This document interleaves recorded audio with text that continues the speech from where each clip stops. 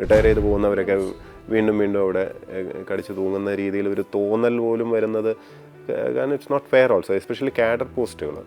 കാരണം നിയമവിരുദ്ധവും കൂടാണ്. കാഡർ പോസ്റ്റുകളിലും നോൺ ഐ എസുകാരെ ഇരുത്താൻ പാടില്ല. റിട്ടയർ ചെയ്ത് കഴിഞ്ഞാൽ നോൺ ഐ എസ് ആയി. അപ്പോൾ അതൊരു വിഷയമാണ്. ഇപ്പോൾ അത് സമ്മതിച്ച് കൊടുത്തു കഴിഞ്ഞാൽ നാളെ ജില്ലാ കളക്ടറായിട്ടും ആര് വേണമെങ്കിലും വയ്ക്കാം. ഇപ്പോൾ പോലീസ് ഫോഴ്സ് ശ്രദ്ധിക്കുകയാണെങ്കിലും ഇവർ നിരന്തരം സ്ട്രെസ്സ് കൈകാര്യം ചെയ്യുന്ന കൂട്ടരാണ്. ഇവർ ഇൻട്രാക്ട് ചെയ്യേണ്ടി വരുന്നതും ഈ പറഞ്ഞോട്ട് ക്രിമിനൽസും ഒക്കെ ആയിട്ട് ആവാം. ഇതിൽ തന്നെ ക്രൈം ഒന്നും ഒരു ഫീൽ ഗുഡല്ല, എപ്പോഴും ഒരു നെഗറ്റീവ് വൈബ്സാണ് അതിനകത്തുനിന്ന് വരുന്നത്. സ്വതന്ത്രമായി മുന്നോട്ട് പോകാൻ ബ്യൂറോക്രസി പൊളിറ്റീഷ്യൻസ് അനുവദിക്കുന്നില്ല എന്നും എല്ലായിടത്തും പൊളിറ്റീഷ്യൻസ് ഇടപെടുന്നു എന്നത്. സെക്രട്ടറിയുടെ കാര്യം തന്നെ നമ്മൾ എടുക്കുകയാണെങ്കിൽ ഉന്നത IAS അല്ലെങ്കിൽ അഡ്മിനിസ്ട്രേറ്റീവ് ഭരണത്തിൻ്റെ ഉന്നതിയിൽ നിൽക്കുന്ന വ്യക്തികളെ ചിലപ്പോൾ ഈ പൊളിറ്റീഷ്യൻസ് പോലും ഭയക്കുന്നു. ഈ ഒരു കെട്ടുപിടഞ്ഞ് കിടക്കുന്നതാണോ ഈ നമ്മളീ പറയുന്ന സംവിധാനം, ഈ ജനാധിപത്യ സംവിധാനം അതിൻ്റേതായ രീതിയിൽ മുന്നോട്ട് പോകാൻ ഒരു തടസ്സം? ഒരളവിൽ വേണമെങ്കിൽ ശരിയെന്ന് പറയാം. പക്ഷേ ഈ കെട്ടുപിണഞ്ഞ് നിൽക്കുന്നു എന്ന് പറയുന്നത് കുറച്ചുകൂടെ അതിൽ വ്യക്തതയുണ്ട്, വരേണ്ടതുണ്ട്. അതായത് ഈ സിവിൽ സർവൻസ് പലരും എല്ലാവരും ഒന്നുമല്ല, പക്ഷെ പലരും ഒരു സെൻസ് ഓഫ് പർപ്പസ് കാണിക്കാറില്ല. അവർക്കൊരു സംഭവം നടത്തിയെടുക്കണം അങ്ങനെയൊന്നും പലപ്പോഴും ഉദ്ദേശമൊന്നും ഉണ്ടാവില്ല. അത് മിനിസ്റ്റേഴ്സിനാണ് അല്ലെങ്കിൽ പൊളിറ്റീഷ്യൻസിനാണ് എപ്പോഴും ഉണ്ടാവുക. കാരണം അവർക്ക് ടാർഗറ്റുണ്ട്, ടൈം ലൈൻ ഉണ്ട്, അടുത്ത ഇലക്ഷനുണ്ട് അല്ലേ. അപ്പോൾ അവർക്ക് എന്തെങ്കിലുമൊക്കെ ചെയ്ത് കാണിക്കണം എന്നൊരു ആഗ്രഹം ഉണ്ടാവും. അപ്പോൾ അവരെന്ത് ചെയ്ത് കാണിക്കണം എന്നുള്ള സജഷൻസ് വെച്ച് കൊടുക്കുകയാണ് പിന്നെ ഉദ്യോഗസ്ഥർ ചെയ്യേണ്ടത്. അപ്പോൾ ഉദ്യോഗസ്ഥർ പലരും ചെയ്യുന്നതെന്ന് വെച്ചാൽ IAS ഉദ്യോഗസ്ഥരിൽ തന്നെ പലരും ചെയ്യുന്നതെന്ന് വെച്ചാൽ അവർ ഒരു വരുന്നു പോകുന്നു, അതിന് ഒരു അപ്പുറം ഒരു സെൻസ്, ഒരു കമ്മിറ്റ്മെൻറ്റോടുകൂടെ ഓക്കെ ഞാനിതാ ഇന്നൊരു പ്രോജക്റ്റ് ഇങ്ങനെ ചെയ്യാം, അതിന് ഓണപ്പ് ചെയ്തിട്ട് ഇതാ ഞാൻ ഇങ്ങനെ കൺസീവ് ചെയ്ത് ഞാൻ റിസ്ക് എടുത്തിട്ട് ഈ പ്രോജക്റ്റ് പുഷ് ചെയ്യുകയാണ് എന്ന് പറഞ്ഞ് പലപ്പോഴും ആരും നിൽക്കാറില്ല. അവർ ഫയലൊന്നുന്ന ഒരു പരുവത്തിൽ നിൽക്കും. അതിനിടയിൽ പറ്റുമെങ്കിൽ ഉടനെ ഒരു 1-2 വർഷം ഇവിടെ തികച്ചാൽ പിന്നെ ഡെപ്യൂട്ടേഷന് പോകാം, പിന്നെ തിരിച്ചു വരാം. അങ്ങനെ അവർ കരിയറിസ്റ്റായിട്ടാണ് പോകുന്നത്. ഇപ്പോൾ കരിയറിൽ നേരത്തെ പറഞ്ഞ പോലെ ബ്ലാക്ക് മാർക്കൊന്നും വരാതെ നന്നായി പോവുക, അതിലപ്പുറം ഒന്നും ഉദ്ദേശിക്കാത്ത നല്ലൊരു വിഭാഗം ആൾക്കാരുണ്ട്. അപ്പോൾ അവരിൽ നിന്ന് വലിയ കോൺട്രിബ്യൂഷനൊന്നും പ്രതീക്ഷിക്കേണ്ട കാര്യമില്ല ഈ ഭരണത്തിൽ. അങ്ങനെ വരുമ്പം മിനിസ്റ്റേഴ്സ് പലരും റിസൾട്ട് കാണിക്കാൻ വേണ്ടി അവർ പുറമേക്ക് ഡിപ്പെൻഡ് ചെയ്യേണ്ടി വരും, ഈ സിവിൽ സർവീസുകാരല്ല IASകാരല്ലാതെ. അപ്പോൾ അവരുടെ പേഴ്സണൽ സ്റ്റാഫാവാം, അല്ലെങ്കിൽ ഇതൊന്നും അല്ലാതെ പുറത്തുനിന്നുള്ള പലരും ആയിരിക്കാം. അപ്പോൾ അവിടെ വരുന്നൊരു പ്രശ്നം എന്ന് പറഞ്ഞാൽ ഇവർക്ക് അസസ് ചെയ്യാൻ, അല്ലെങ്കിൽ ഈ ഭരണത്തിനകത്ത് ഈ സിസ്റ്റത്തിനകത്ത് ഇത് നടക്കുമോ ഇല്ലയോ എന്നുള്ളത് കൃത്യമായിട്ട് ഒരു അഡ്വൈസ് കൊടുക്കാനൊന്നും പറ്റാത്തതുകൊണ്ട് പലപ്പോഴും അപ്രായോഗികമായിട്ടുള്ളതോ അല്ലെങ്കിൽ ഈവൻറ്റ് ബേസ്ഡ് പ്രോജക്ട്സും ഒക്കെ ആയിപ്പോകും. ഈവൻറ്റ് ബേസ്ഡ് എന്ന് പറയാൻ കാരണം എന്ന് വെച്ചാൽ ഉദ്ഘാടനം, പരിപാടി, മറ്റേത് മറിച്ചത്, ആ ലൈനിലുള്ള കാര്യങ്ങൾ. ഒരു കോൺക്രീറ്റ് ആയിട്ടുള്ള ഒരു പോളിസി തലത്തിൽ വലിയ മാറ്റം വരുത്തുന്ന അങ്ങനത്തെ ഒരു ആശയമോ ഒരു ഗ്രാൻഡ് പ്ലാനോ അങ്ങനത്തെ കാര്യങ്ങൾ പലപ്പോഴും പറയാൻ ഇവർക്കാവാറില്ല. കാരണം ഇവർക്ക് ഭരണ പരിചയമില്ലല്ലോ, ഈ സിസ്റ്റത്തിനകത്ത് നിന്നിട്ടില്ല, പുറത്തുനിന്നുള്ള ഇൻപുട്സാണ്. ചിലർ നല്ലതൊക്കെ പറയാറുണ്ട്, ഇല്ലയെന്ന് ഞാൻ പറയില്ല, പക്ഷേ വളരെ അപൂർവമാണ്. അപ്പോഴും പുറത്തുനിന്ന് വന്നതായതുകൊണ്ട് താഴെ നിന്ന് ആ ഒരു സപ്പോർട്ട് ചിലപ്പോൾ അതിന് കിട്ടിയെന്നും വരില്ല. പക്ഷേ ബഹുഭൂരിപക്ഷം ആശയങ്ങളും ഈവൻറ്റ് ബേസ്ഡ് ആയി പോകാറുണ്ട്, ഉദ്ഘാടനവും പരിപാടിയൊക്കെയാണ്. അപ്പോൾ ഇതിൽ നിന്ന് ലാസ്റ്റിംഗ് ആയിട്ടൊന്നും ഉണ്ടാവില്ല. പക്ഷേ എന്തൊക്കെയോ ചെയ്യുന്നുണ്ട് എന്നൊരു പ്രതീതി പബ്ലിക്കിനും കിട്ടിക്കഴിഞ്ഞാൽ പബ്ലിക്ക് ഓക്കെ ആണെങ്കിൽ പിന്നെ ആർക്കാ ചെയ്തം.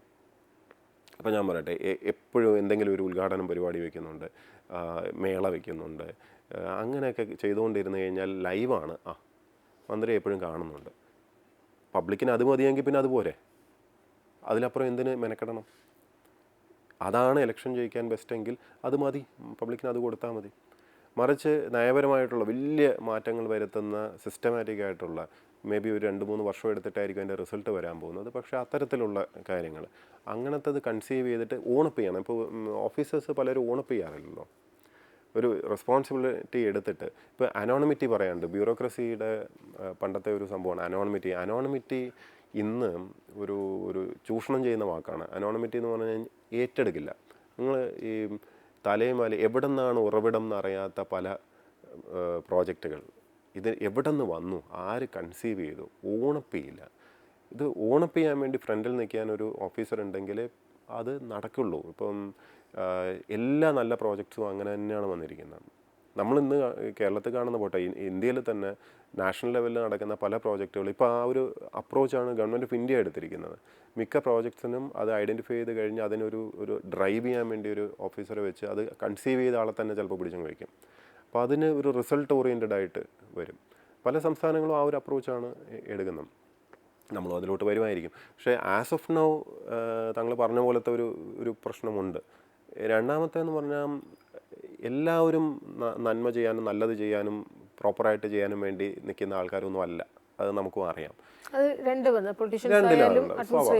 സ്വാഭാവികമല്ല. അപ്പം അങ്ങനെ ഇരിക്കെ പലതും ഒളിക്കാനും മറയ്ക്കാനും ഒക്കെ ഉണ്ടാവും. അപ്പോൾ ഒരു പരസ്പര സഹകരണ സംഘമായിട്ട് അവർ പോയേ പറ്റുള്ളൂ. അപ്പോൾ അതും ഉണ്ട്. അപ്പോൾ അവരെ സംബന്ധിച്ചിടത്തോളം ജനങ്ങൾക്ക് ഉപകാരപ്പെടുന്ന ഒരു സംഭവം അവിടെ നടക്കണമെന്നൊന്നും വലിയ നിർബന്ധമൊന്നുമില്ല. നമ്മുടെ കാര്യങ്ങളൊക്കെ നടന്നു പോകണം, 10 കാശുണ്ടാക്കണം, ആ ലൈനിലുള്ള ആൾക്കാരും ഉണ്ട്. അത് സിസ്റ്റമാറ്റിക്കായിട്ട് ചെയ്തു പോകുന്ന പല വകുപ്പുകളുണ്ട്, ഡിപ്പാർട്ട്മെൻറ്റുകളുണ്ട്. അവിടെ ഒന്നും വലിയ മാറ്റങ്ങൾ എത്ര വർഷം ആര് ഭരിച്ചാലും എങ്ങനെയാണെങ്കിലും അതൊന്നും സാധിക്കുകയില്ല. സിസ്റ്റം അങ്ങനെ അങ്ങ് ആയിപ്പോയി. അത് തൊടാൻ പോയി കഴിഞ്ഞാൽ വലിയ നൂലാമലയാണ്. അതുകൊണ്ട് ഈ സിസ്റ്റത്തിനകത്തിരിക്കുന്നവർക്ക് അറിയാം എവിടെയൊക്കെ എന്തൊക്കെയാണ്, ഇതൊക്കെ എത്രയോ കാലമായി നടക്കുന്നുണ്ട്. അതൊക്കെ അതിനെപ്പറ്റി ആരും പബ്ലിക് ഡൊമെയിനിലും അങ്ങനെ ഡിസ്കസ് ചെയ്ത് കാണാറില്ല. മീഡിയയും അതിനെപ്പറ്റി ഒന്നും എഴുതി കാണാറൊന്നുമില്ല. ബട്ട് എവരി വൺ നോസ് അങ്ങനത്തെ സംഭവങ്ങളുണ്ട്. അപ്പോൾ അതുകൊണ്ടൊരു ബ്ലെയിം ഗെയിം ഇതിനകത്തുണ്ടെന്ന് തോന്നുന്നില്ല. സൊസൈറ്റി അല്ലെങ്കിൽ സമൂഹം ആവശ്യപ്പെടുന്നതാണ് സത്യത്തിൽ അവർക്ക് കിട്ടുന്നത്. ഈ ജനാധിപത്യത്തിൽ ആത്യന്തികമായിട്ടുള്ള ഒരു ശരിയും അതാണല്ലോ, അർഹതപ്പെടുന്നതേ കിട്ടൂ എന്ന് പറയുന്ന കൂട്ട് തന്നെയാണ്. അത് ഡിമാൻഡ് ചെയ്യുന്ന പോലെയാണ് കാര്യങ്ങൾ മാറുക. അപ്പോൾ വലിയ കാര്യങ്ങൾ വേണമെന്നുണ്ടെങ്കിൽ എനിക്ക് ഇന്ന് എൻ്റെ ഈ സെക്ടറിൽ അല്ലെങ്കിൽ എൻ്റെ ഇതിനകത്ത് ഇത്ര മാറ്റങ്ങൾ വരണം എന്ന് പബ്ലിക്കിൻ്റെ ഭാഗത്തുനിന്ന് ഒരു ഡിമാൻഡ് എപ്പോഴെങ്കിലും വന്ന് കണ്ടിട്ടുണ്ടോ? വോട്ടിംഗ് പാറ്റേൺ എന്ത് വെച്ചിട്ടാണ് ഇപ്പോൾ ഇന്നും ജാതിയും മതവും മറ്റ് പരിഗണനകളും ഇതൊക്കെ വെച്ചിട്ട് തന്നെയാണ് ഇപ്പോഴും പ്രബുദ്ധ കേരളം എന്നൊക്കെ പറഞ്ഞാലും അൾട്ടിമേറ്റ്ലി അതൊക്കെ തന്നെയാണ് നടക്കുന്നതെന്ന് ഒരളവ് വരെയെങ്കിലും പറയാം.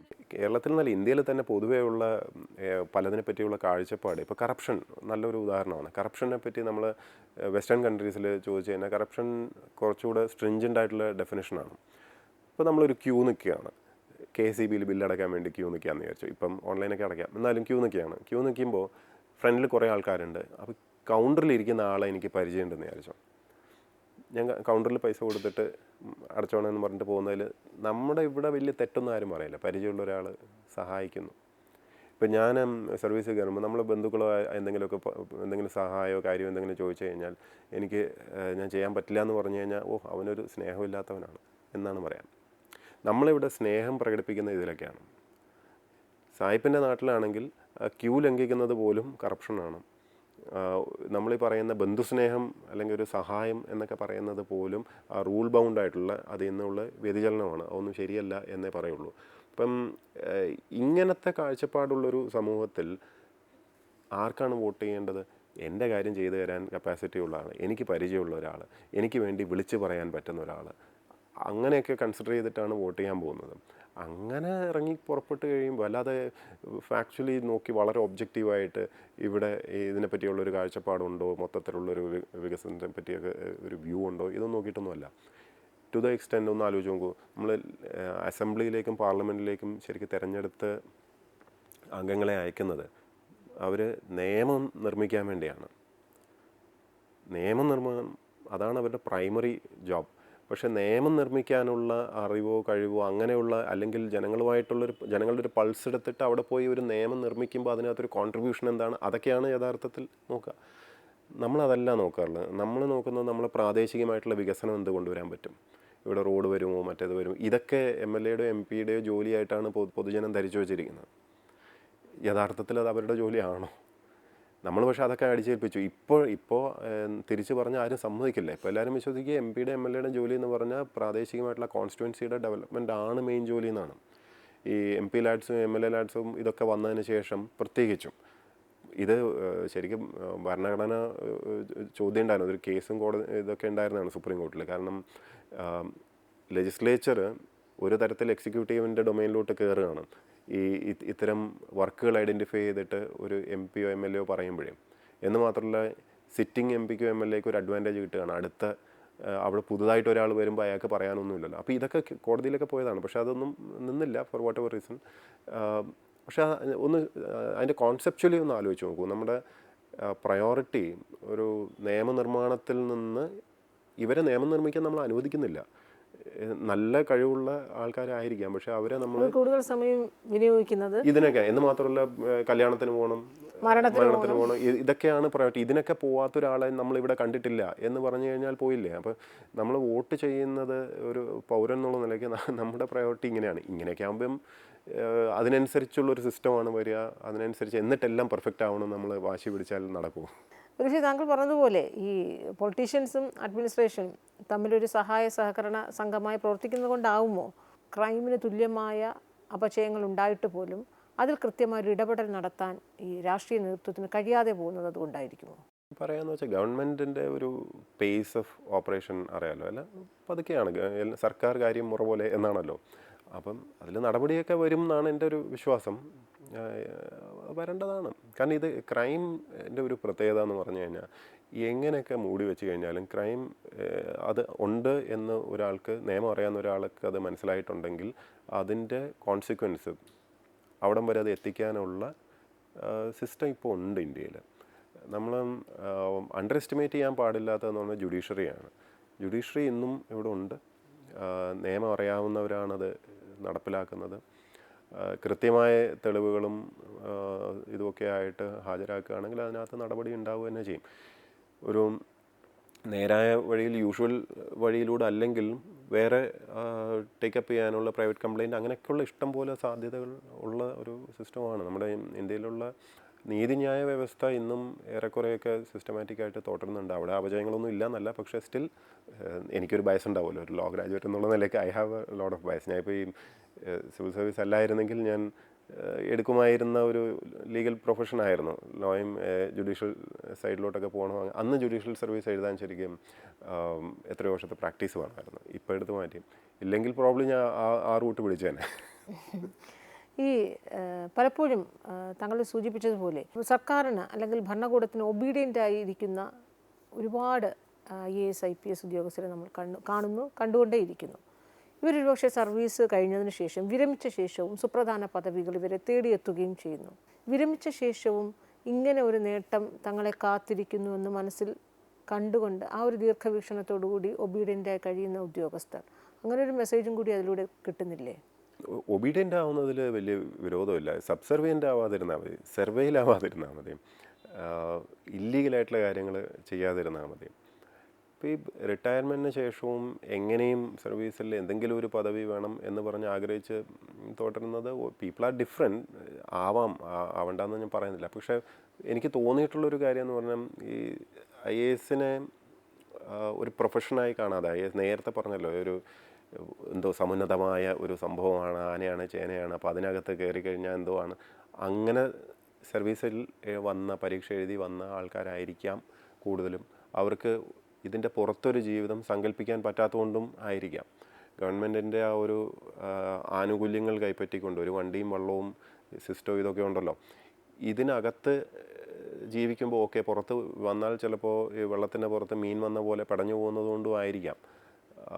അല്ലെങ്കിൽ എനിക്ക് മനസ്സിലാവുന്നില്ല ഇതിന് മാത്രം എന്താണ് അകത്തുള്ളതെന്ന്. കാരണം you have A very peaceful contented ഒരു അവസരം കിട്ടുകയാണ് ജീവിതത്തിൽ നമുക്ക് പലതും ചെയ്യാൻ. അത് ഗ്രീഡ്, ആ പ്രൊഫഷൻ്റെ ഒരു ബ്യൂട്ടി അതാണ്.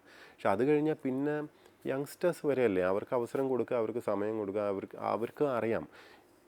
And I think next generation will be far better. അവരുടെ കഴിവുകൾ നമ്മൾ വിചാരിക്കുന്ന പോലെയല്ല. ഓരോ 4-5 വർഷം കൂടുമ്പോൾ തന്നെ ജനറേഷൻ ഗ്യാപ്പാണ്. നമ്മുടെ ജൂനിയേഴ്സായിട്ട് വരുന്ന പല ഓഫീസേഴ്സ്, ഇവർക്ക് ഞാൻ മിക്കവാറും എല്ലാ വർഷവും മസൂറിയിൽ എന്തെങ്കിലും സെഷൻ എടുക്കാൻ വേണ്ടിയൊക്കെ പോകും. അപ്പോൾ ഓരോ വർഷവും അവിടുത്തെ ഓരോ ബാച്ചുമായിട്ട് ഇൻട്രാക്ട് ചെയ്യുമ്പം കണ്ടിട്ടുള്ളതെന്ന് പറഞ്ഞാൽ മിടുക്കരും മിടുക്കികളൊക്കെയാണ്. അവരുടെ പലരുടെയും ടെക്നോളജി പ്രോഗ്രസ്, അവരുടെ അണ്ടർസ്റ്റാൻഡിങ് ഓഫ് വേരിയസ് സബ്ജക്ട്സ്, പിന്നെ പലരും പല സെക്ടറിൽ ജോലി ചെയ്തിട്ട് വരുന്ന ആൾക്കാരൊക്കെ ഉണ്ട്. ഇപ്പോൾ ഇവർക്കൊക്കെ ഫ്രീഡം കൊടുക്കണം. ഇവരെ നമ്മൾ കൊണ്ടുവരുമ്പോഴേ നേരത്തെ പറഞ്ഞ ചങ്ങല കാലിൽ കെട്ടിയിട്ട് കഴിഞ്ഞാൽ അവരുടെ കഴിവുകൾ പുറത്ത് വരില്ല. ആ ഫ്രീഡം കൊടുത്ത് അവരുടെ ആ സ്കിൽസ് പരമാവധി പുറത്തെടുക്കാനുള്ളൊരു ഓപ്പർച്യൂണിറ്റി കൊടുത്ത് ആ പൊസിഷൻസും കൊടുക്കണം. ആ പൊസിഷനുകളെല്ലാം റിട്ടയർ ചെയ്ത ആൾക്കാർ കയറി ഇരിക്കാൻ തുടങ്ങിക്കഴിഞ്ഞാൽ അവിടെ ഒരു പ്രശ്നമുണ്ട്. കാരണം ഈ പല ജൂനിയർ ഓഫീസേഴ്സ്, നല്ല കഴിവുള്ള പല ജൂനിയർ ഓഫീസേഴ്സിൻ്റെ ഏറ്റവും കഴിവുള്ള പീക്ക് പീരീഡ് വേസ്റ്റാക്കി പോകുന്നതായിട്ട് എനിക്ക് തോന്നാറുണ്ട്. കാരണം ഒന്നും ചെയ്യാനില്ലാത്ത പല പോസ്റ്റുകൾ, ഒന്നും ചെയ്യാനില്ലാത്ത വെർച്വലി ഒന്നും ചെയ്യാനില്ലാത്ത, അപ്പോൾ ഒരു ചലഞ്ച് ഇല്ലാത്തത്. ഈ പ്രായത്തിൽ, ഈ യങ് ആയിട്ടുള്ള ഈ പ്രായത്തിലാണ് ചലഞ്ചിങ് ആയിട്ടുള്ള പോസ്റ്റുകൾ പലതും ഇട്ട് കൊടുക്കേണ്ടത്. ആ രീതിയിൽ നോക്കുമ്പോൾ ഐ വാസ് വെരി ലക്കി. കാരണം ഞാനൊക്കെ സർവീസിൽ വരുന്ന 2007 ബാച്ചിലാണ്. അന്ന് ഭയങ്കര ഷോർട്ടേജ് ഓഫ് ഓഫീസേഴ്സാണ്. അപ്പം അന്ന് സബ് കളക്ടർമാരില്ല. ഒരു സമയത്ത് കേരളം മുഴുവനും RDOയും ഇപ്പോൾ IAS ആർ ഇരിക്കുമ്പോൾ സബ് കളക്ടർ എന്ന് പറയും, ഡെപ്യൂട്ടി കളക്ടേഴ്സ് ഇരിക്കുമ്പോഴാണ് RDO എന്ന് പറയുന്നത്. അപ്പം കേരളം മുഴുവനും നോക്കിയാൽ ആകെ ഒറ്റ സബ് കളക്ടറേ ഉണ്ടായിട്ടുള്ളൂ. ഞാൻ മാത്രം ഒരാൾ മാനന്തവാടി ഉണ്ടായിരുന്നു ഒരു സമയം. അതായത് അത്രയ്ക്ക് ഷോർട്ടേജ് ഓഫീസേഴ്സ് ഇല്ല. ഇന്നിപ്പോൾ പല ജില്ലകളിലും ഒന്നിൽ കൂടുതൽ സബ് കളക്ടർമാർ. കാരണം ഇപ്പോൾ റിക്രൂട്ട്മെൻറ്റ് റീസ്റ്റാർട്ട് ചെയ്തു. 2008 ഓൺവേർഡ്സ് കൂട്ടി. ഇപ്പോൾ 5ഉം 8ഉം പേരൊക്കെ വെച്ച് വരുന്നുണ്ട്. അന്ന് അങ്ങനെയല്ല. അന്ന് ഒരാൾ 100 അങ്ങനെയായിരുന്നു വന്നുകൊണ്ടിരുന്നത്. 97 തൊട്ട് 2007 വരെ റിക്രൂട്ട്മെൻറ്റ് വെർച്വലി ഇല്ല. അതുകൊണ്ട് എനിക്കൊക്കെ കിട്ടിയൊരു അഡ്വാൻറ്റേജ് എന്ന് പറഞ്ഞു കഴിഞ്ഞാൽ, ഞങ്ങൾക്ക് ഫീൽഡ് കഴിഞ്ഞ് വരുമ്പോൾ കുറേ ചുമതലകൾ ഒരേ സമയം 5-8 ചാർജൊക്കെ കൈകാര്യം ചെയ്യേണ്ട വന്നിരുന്നു. ഇന്ന് അങ്ങനെയല്ല. ഇന്ന് അവസരം കുറവെന്ന് പറഞ്ഞു കഴിഞ്ഞാൽ നല്ല പെർഫോം ചെയ്യേണ്ട, ഇപ്പോൾ വേൾഡ് ബാങ്ക് പ്രോജക്റ്റ് അതൊക്കെ ചെയ്യാനുള്ള അവസരം എനിക്ക് ആ ഏജിൽ കിട്ടിയത് അതുകൊണ്ട് മാത്രമാണ്. അതിൻ്റെ ഒരു എക്സ്പോഷറിൻ്റെ വ്യത്യാസം നമുക്കൊക്കെ കിട്ടിയിട്ടുമുണ്ട്.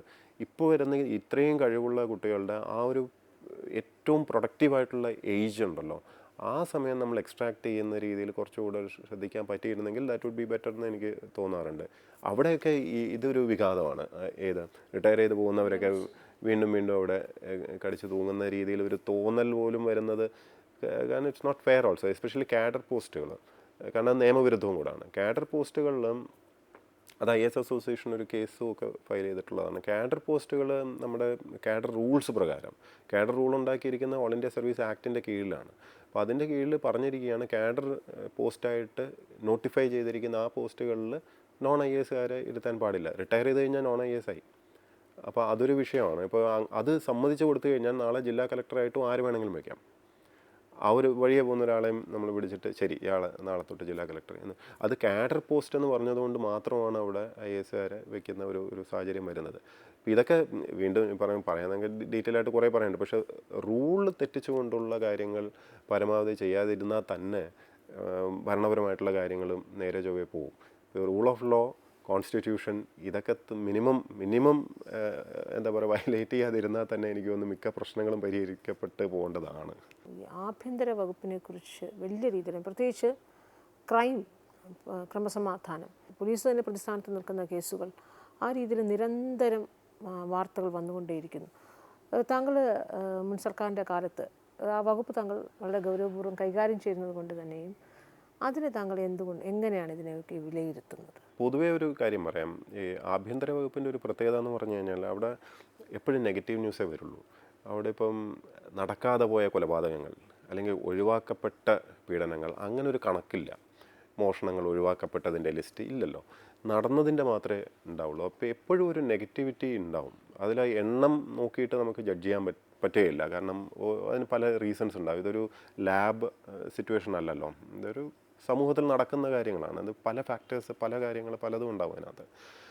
പൊതുവേ ഈ ഒരു പെർസെപ്ഷനും കൂടെ ഇതിനകത്ത് വലിയ ഇഷ്യൂ ആണ്. പെർസെപ്ഷൻ എന്ന് പറഞ്ഞാൽ ഇപ്പോൾ മീഡിയ കവർ ചെയ്യുന്നത് അതുമൊക്കെ അനുസരിച്ചും കൂടെ ഇപ്പോൾ ആക്സിഡൻറ്റുകൾ ഇപ്പോൾ കുറേ കവർ ചെയ്യുന്നുണ്ട്. അപ്പോൾ ആക്സിഡൻറ്റ് പെട്ടെന്ന് കൂടിയെന്ന് നമുക്കൊരു പെർസെപ്ഷൻ വരും. പക്ഷേ നമ്മൾ ശരിക്കും കണക്കെടുത്ത് നോക്കുമ്പോൾ അപ്പോഴേ ശരിക്കും മനസ്സിലാവുള്ളൂ. ഏറ്റവും കൂടുതൽ ആക്സിഡൻറ്റ് കൂടിയ വർഷം ചിലപ്പോൾ റിപ്പോർട്ട് ചെയ്തിട്ടേ ഉണ്ടാവില്ല. So it's A perception thing also. പൊതുവേ ഇപ്പോൾ പോലീസിൻ്റെ ഇപ്പോൾ ചോദിച്ചുകൊണ്ട് പറയാം, കുറച്ചാളത് കൈകാര്യം ചെയ്തുകൊണ്ടും കൂടെ പറയണം. നമ്മളെപ്പോഴും ശ്രദ്ധിക്കേണ്ട ഒരു കാര്യം എന്ന് പറഞ്ഞാൽ ഫീൽഡിൽ പോസ്റ്റ് ചെയ്യപ്പെടുന്ന ഉദ്യോഗസ്ഥരുണ്ട്. അവരാണ് ജനങ്ങളുമായിട്ട് ഇൻട്രാക്ഷൻ വരുന്നത്. ഇപ്പോൾ ലോ ആൻഡ് ഓർഡറിൽ പോസ്റ്റ് ചെയ്യുന്ന SI തൊട്ട് മുകളിലോട്ട് വരുന്ന എല്ലാ ഉദ്യോഗസ്ഥരും അവരുടെ ക്വാളിറ്റിയാണ് ഏറ്റവും പരമപ്രധാനമായിട്ട് നമ്മൾ നോക്കേണ്ടത്. ആ ഹയറാർക്കിയിൽ ഇടയ്ക്കിടയ്ക്ക് ഓരോ പുഴുക്കുത്തുകൾ വന്നു കഴിഞ്ഞാൽ അവർ താഴോട്ട് അതേ പ്രശ്നങ്ങൾ സൃഷ്ടിക്കാനുള്ള സാധ്യത കൂടും. ഇത് നമ്മൾ ഹോം കൈകാര്യം ചെയ്തിരുന്ന സമയത്ത് അന്ന് ഞാൻ എടുത്തിരുന്ന ഒരു പ്രത്യേകം നോക്കിയിരുന്ന ഒരു കാര്യമായിരുന്നു. സ്വാഭാവികമായിട്ട് പോസ്റ്റിംഗ് ഇതൊക്കെ ആയിട്ട് ബന്ധപ്പെട്ട് ശുപാർശയും അതും ഇതൊക്കെ വരുമല്ലോ. അപ്പോൾ ഇവിടെ എല്ലാവരുടെയും ലിസ്റ്റും മറ്റുമൊക്കെ എടുത്ത് ഓരോരുത്തരുടെയും ബാക്ക്ഗ്രൗണ്ട് ചെക്ക് നടത്തി ADGP ലോ ആൻഡ് ഓർഡറിൽ നിന്ന് അത് വാങ്ങി അങ്ങനെ നോക്കുന്ന ഒരു സിസ്റ്റം ഉണ്ടായിരുന്നു. അപ്പോൾ ഇതിൽ പലരുടെയും പേരുകൾ അതുകൊണ്ട് നല്ല ഓർമ്മയുണ്ട്. പല വിധത്തിലുള്ള കേസിലും ഒക്കെ പെട്ടവരുണ്ട്. അത് അൺഫോർച്ചുനേറ്റ്ലി കാരണം ഈ ഫോഴ്സിൻ്റെ ഒരു പ്രത്യേകത എന്ന് പറഞ്ഞാലും നിരന്തരം ക്രിമിനൽസുമായിട്ടൊക്കെ ഇൻട്രാക്ഷൻ കൂടെ വരുന്നുണ്ട്, മറ്റ് ഡിപ്പാർട്ട്മെൻറ്റുകൾ പോലെയല്ല.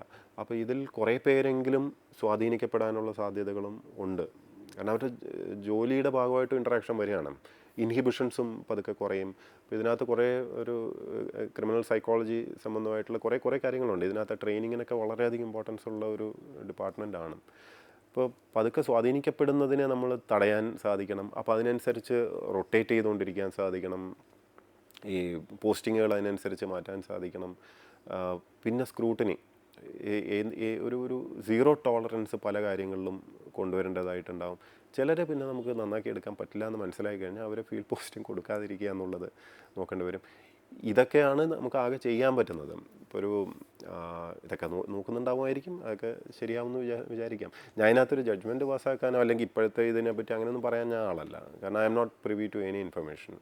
ഈ പോലീസ് ഉദ്യോഗസ്ഥർ ആത്മഹത്യ ചെയ്യുന്നു, പോലീസ് സേനയിൽ ആത്മഹത്യ ചെയ്യുന്ന ഉദ്യോഗസ്ഥരുടെ എണ്ണം വലിയ രീതിയിൽ വർദ്ധിച്ചു വരുന്നുണ്ട്. അതൊരിക്കലും നമ്മൾ അങ്ങനെ റിപ്പോർട്ട് ചെയ്ത് അങ്ങനെ വർദ്ധിക്കുന്നില്ല, അതൊരു ഫാക്റ്റാണ്. എന്തുകൊണ്ടാകും ആ രീതിയിൽ? ഇതൊരു അങ്ങ് സൂചിപ്പിച്ചതുപോലെ ഈ കൃത്യമായൊരു പരിശീലനം, ട്രെയിനിങ് ലഭിക്കാത്തതിൻ്റെ ഒരു അവിടെ ഉണ്ടാകുന്ന ഒരു അപാകതയോ മറ്റോ ആണോ? നമ്മൾ ഒരു സൂയിസൈഡ് ടെൻഡൻസി ഒരു വ്യക്തിയിൽ ഉണ്ടാക്കുന്നത് പല ഫാക്ടേഴ്സിൻ്റെ ഇടപെടൽ കൊണ്ടാണ്. ഇപ്പോൾ പോലീസ് ഫോഴ്സ് ശ്രദ്ധിക്കുകയാണെങ്കിലും ഇവർ നിരന്തരം സ്ട്രെസ്സ് കൈകാര്യം ചെയ്യുന്ന കൂട്ടരാണ്. ഇവർ ഇൻട്രാക്ട് ചെയ്യേണ്ടി വരുന്നതും ഈ പറഞ്ഞോട്ട് ക്രിമിനൽസൊക്കെ ആയിട്ട് ആവാം. ഇതിൽ തന്നെ ക്രൈം ഒന്നും ഒരു ഫീൽ ഗുഡല്ല, എപ്പോഴും ഒരു നെഗറ്റീവ് വൈബ്സാണ് അതിനകത്തുനിന്ന് വരുന്നത്. ഇതെല്ലാം കഴിഞ്ഞിട്ട് ഇവർ വീട്ടിൽ പോകുന്നു. ഈ വീട്ടിൽ പോകുന്നു എന്ന് പറഞ്ഞാൽ നമ്മൾ മനസ്സിലാക്കണം, നമ്മുടെ സിസ്റ്റം എങ്ങനെയാണ്, പോലീസ് ക്വാർട്ടേഴ്സ് സിസ്റ്റമാണ് ഉണ്ടാക്കി വെച്ചിരിക്കുന്നത്. അപ്പോൾ അവിടെ ചെന്ന് കഴിഞ്ഞാലും സെയിം ഒരു ഇക്കോ സിസ്റ്റമാണ്. പോലീസുകാർ തന്നെയാണ്, പോലീസുകാരുടെ കുടുംബങ്ങൾ തന്നെയാണ്, പരസ്പരം ഇതേ കാര്യങ്ങൾ തന്നെയാണ് പറയുന്നത്. ഒരു കണ്ടിന്യൂറ്റി അതിനും കിട്ടുകയാണ്. മറ്റ് പല പ്രൊഫഷൻ, ഇപ്പോൾ ഞാനൊക്കെ എപ്പോഴും പറയാറുണ്ട്, അതുകൊണ്ട് ഇപ്പോൾ IAS ഒരു കോളനി പോലെ സിവിൽ സർവീസ് കോളനി ഉണ്ടാക്കുന്ന പോലെ ഞാൻ ഉടനെ അവിടെ നിന്ന് ഓടുകയാണ്. കാരണം ഞാൻ I don't believe in that. കാരണം നമ്മൾ ഡിഫറെൻ്റ് ആൾക്കാരുമായിട്ട് ഇൻട്രാക്ഷൻ വന്നില്ലെങ്കിൽ നമ്മൾ ആ ഒരു സിസ്റ്റത്തിനകത്ത് വട്ടം കറങ്ങി കൂടുതൽ നിങ്ങൾ അർഹിക്കുന്നതിനെക്കാട്ടിലും സീരിയസ് ആയിട്ട് പലതും എടുക്കാൻ തുടങ്ങും. ഇപ്പോൾ ഇവരുടെ ഒരു അവസ്ഥ ശരിക്കും പറഞ്ഞാൽ ആലോചിച്ച് നോക്കിയാൽ ജനറൽ ക്വാർട്ടേഴ്സുമായിട്ട് മിക്സ് ചെയ്തിട്ടൊന്നുമല്ല ഇവരുടെ താമസം. ഇപ്പോൾ പോലീസ് ക്വാർട്ടേഴ്സിനകത്ത് തന്നെ വരുന്നു, അവിടെ വന്നാലും അവരുടെ മേലുദ്യോഗസ്ഥരോ അല്ലെങ്കിൽ മറ്റുദ്യോഗസ്ഥരോ അവിടെ തന്നെ ഉണ്ടാവും. ഇവർക്ക് ഒരു മോചനമില്ല ഈ ഒരു ഇക്കോ സിസ്റ്റത്തിൻ്റെ അകത്തുനിന്ന്. അപ്പോൾ എനിക്ക് തോന്നിയ ഒരു കാര്യമാണ്, ആ ഒരു പ്രഷർ, എല്ലാ അർത്ഥത്തിലുള്ള പ്രഷറും ആ ജീവിതം മുഴുവനും ആ പോലീസ് സേനയ്ക്ക് അങ്ങ് ഡെഡിക്കേറ്റ് ചെയ്യണം. അങ്ങനെ ആജീവനാന്തം ഫ്രം മോർണിംഗ് ടു നൈറ്റ് ഇവർക്ക് മറ്റൊരു ജീവിതമോ വേറൊരു കാഴ്ചപ്പാടോ വേറൊരു ലോകത്തെക്കുറിച്ചുള്ള ഒരു അറിവോ ഒന്നുമില്ലാതെ വന്നു കഴിഞ്ഞാൽ ചെറിയ ഇഷ്യൂസ് മതി, ഈ ഇക്കോ സിസ്റ്റത്തിൻ്റെ പുറത്തുള്ള എന്ത് സാധനം വന്നാലും ഹാൻഡിൽ ചെയ്യാൻ ബുദ്ധിമുട്ടാണ്. കുറച്ചുകൂടെ കമ്പാഷൻ വേണം, കുറച്ചുകൂടെ എന്താ പറയുക, കരുണയും ആർദ്രതയൊക്കെ ഇൻസ്റ്റിൽ ചെയ്യാൻ പറ്റണം. കാർക്കശ്യം മാത്രം പോരല്ലോ. ഇത് പട്ടാളമല്ല, ഇത് പോലീസാണ്. പോലീസ് ഒരു സിവിലിയൻ ഇതാണ്. ഇപ്പോൾ അതുകൊണ്ടാണ് ടെക്നിക്കലി സിവിൽ സർവീസിൻ്റെ കീഴിൽ തന്നെ വരുന്നത്. അപ്പോൾ കുറച്ചുകൂടെ ഒരു കമ്പാഷനേറ്റ് ആയിട്ടുള്ളൊരു ഫോഴ്സാക്കി മാറ്റാൻ വേണ്ടി അവിടെയാണ് ഈ ജനമൈത്രി പോലുള്ള ഇടപെടലുകളൊക്കെ ഉണ്ടായിരുന്നത്.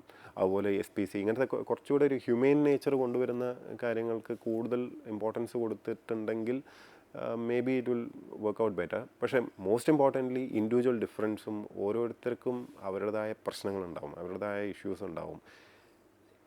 അവിടെയും നേരത്തെ പറഞ്ഞ ഒരു കാര്യം നമ്മൾ തുടക്കത്തിൽ സംസാരിച്ച മേലുദ്യോഗസ്ഥരുടെ ആ ഒരു ലൈൻ ഓഫ് ഹയറാർക്കി ഉണ്ടല്ലോ. ഇപ്പോൾ സിവിൽ സർവീസിൽ ഇപ്പോൾ സെക്രട്ടേറിയറ്റിനകത്ത് ഞങ്ങൾ ഹാൻഡിൽ ചെയ്യുന്ന പോലെ ആയിരിക്കില്ല അവരുടെ ഇഷ്യൂസ്. അവിടെ കുറച്ചുകൂടെ കാർക്കശ്യമുണ്ട്. അവിടെ മുകളിലൊരു കുഴപ്പക്കാരൻ വന്നിട്ടുണ്ടെങ്കിൽ തിരിച്ച് പറയാൻ പോലുള്ള സ്വാതന്ത്ര്യം അവിടെ ഇല്ല. ഇപ്പോൾ എനിക്ക് പബ്ലിക് ഡൊമൈനിൽ വന്ന് സംസാരിക്കാം, കാരണം ഭരണഘടന അതെനിക്ക് ഉറപ്പ് വരുത്തുന്നുണ്ട്. ഐ ഹാവ് ദാറ്റ് ഫ്രീഡം, അതെനിക്കറിയാം. പക്ഷേ ഒരു പോലീസ് ഓഫീസറെ സംബന്ധിച്ചിടത്തോളം അതുപോലും അയാൾക്ക് സാധിക്കില്ല, കാരണം സിസ്റ്റത്തിൽ അതിനും സ്വാതന്ത്ര്യം കൊടുത്തിട്ടില്ല. അപ്പോൾ പ്രത്യേകം ശ്രദ്ധിക്കണം, മുകളിലുള്ള ഓഫീസർമാർ താഴെയുള്ള സാധാരണ പോലീസുകാരെ കൈകാര്യം ചെയ്യുന്നത് എങ്ങനെയാണെന്നുള്ളത് പ്രത്യേകം ശരിക്ക് പരിഗണിക്കുകയും അത് ഇടയ്ക്കിടയ്ക്ക് നോക്കുകയും ചെയ്യേണ്ട ഒരു ഉത്തരവാദിത്തം അതിലും മേലുള്ള ഉദ്യോഗസ്ഥർക്കുണ്ട്. കാരണം പോലീസിൽ വർക്ക് ചെയ്യുന്ന എത്രയോ പേരെ എനിക്കറിയാം. അതിൽ പലരും പറഞ്ഞ് ഞാൻ കേട്ടിട്ടുള്ളതുമാണ്. വളരെ ഇൻഹ്യൂമനായിട്ടൊക്കെ പലരിടത്തും ഡീൽ ചെയ്യുന്നതായിട്ട് അവർ പറയാം. അവർക്ക് വേറെ വഴിയില്ല, രക്ഷയില്ല. അവർ പലരും ചോദിക്കുകയും വിളിക്കുകയും പറയുന്നത് ഇവിടെ നിന്ന് മാറ്റിത്തരാൻ വല്ല വഴിയുണ്ടോ, വേറെ എങ്ങോട്ടെങ്കിലും ഇട്ട് തരാൻ വേണ്ടി ഇന്ന ആളുടെ അടുത്ത് പറയാൻ പറ്റുമോ എന്നൊക്കെ ചോദിച്ച് പലരും. അപ്പോൾ അന്നേരം നമുക്കത് ഫീൽ ചെയ്യുന്നുണ്ട്, അവർ ശരിക്കും കഷ്ടപ്പാട് പെടുന്നുണ്ട്. പോയിന്റ് ഈസ്, വീണ്ടും ഈ ഒരു പോലീസിനകത്ത് ഇത്രയും അവർ go to the extent of suicide. മറ്റ് ഇടത്തുമൊക്കെ ഈ സിസ്റ്റത്തിൻ്റെ അകത്തെ ആ ഒരു കാറ്റും വെളിയും കയറായിക, അല്ലെങ്കിൽ ആ ഒരു കാർക്കശ്യവും ഡിസിപ്ലിനും അനുസരണയും ഇതുമാണ് ഏറ്റവും വലുത്, ഏറ്റവും ശരി എന്ന് വിശ്വസിച്ച് കഴിഞ്ഞാൽ ഉണ്ടാകുന്ന പ്രശ്നങ്ങളുടെ ഒരു സൈഡ് എഫക്റ്റായിട്ട് വേണമെങ്കിൽ ഇതിനെയും മനസ്സിലാക്കാമെന്നാണ് എനിക്ക് തോന്നുന്നത്. പക്ഷേ നിങ്ങൾ IAS ഈ മേലുദ്യോഗസ്ഥരിൽ നിന്ന് നേരിടുന്ന പീഡനത്തെക്കാൾ എത്രയോ ക്രൂരമായ വാക്കുകൾ കൊണ്ട്, പ്രയോഗം കൊണ്ടുമൊക്കെ വളരെ ആത്മാഭിമാനത്തെ അതെ ആ രീതിയിലുള്ള പീഡനങ്ങളാണ് ഒരുപക്ഷെ അതേ റാങ്കിലുള്ള പോലും IPS തലത്തിൽ ഉദ്യോഗസ്ഥർ നേരിട്ടുകൊണ്ടേയിരിക്കുന്നത്. അതുകൊണ്ടൊക്കെ തന്നെയാകാം ഒരുപക്ഷെ ഈ രീതിയിലൊക്കെയുള്ള IAS-ഉം IPS ഒക്കെ വിട്ടാൽ ഇപ്പോൾ സാധാരണ ഇത്തരം പ്രൊട്ടക്ഷൻ ഒന്നും ഇല്ലാതെ തന്നെ ഉള്ള ആൾക്കാർ, ഇപ്പോൾ ഞാൻ എപ്പോഴും പറയാറുണ്ട്, വില്ലേജ് ഓഫീസർമാർ ഇവരൊക്കെ, അല്ലെങ്കിൽ സ്കൂൾ ടീച്ചർമാരും PHC-യിലുള്ള നഴ്സ്, ഡോക്ടർ, ഇവരൊക്കെ ഉണ്ടല്ലോ, എന്തുമാത്രം സഫർ ചെയ്യുന്നുണ്ടാവും. ഇതുപോലത്തെ മേലെയുള്ള 1-2 പേരുണ്ടെങ്കിൽ അവർക്കത് പറയാൻ പോലും ഒരു ഔട്ട്ലെറ്റ് ഇല്ല, ഇത്തരത്തിലുള്ള പ്രൊട്ടക്ഷൻ ഇല്ല. ഇപ്പം എന്തുമാത്രം ഹാരസ്മെൻറ്റ്, എന്നിട്ടും അവർ സത്യസന്ധമായിട്ട് റിപ്പോർട്ടുകൾ എഴുതാറുണ്ട്, സത്യസന്ധമായിട്ട് അവരുടെ ജോലി ചെയ്യുന്നുണ്ട്. അവരെയാണ് യഥാർത്ഥത്തിൽ സമ്മതിക്കേണ്ടത്. ഒരു സാധാരണ പോലീസുകാരനപ്പോൾ എന്തുമാത്രം സഫർ ചെയ്യുന്നുണ്ടാവും, സ്റ്റിൽ ദേ വർക്ക് അല്ലേ.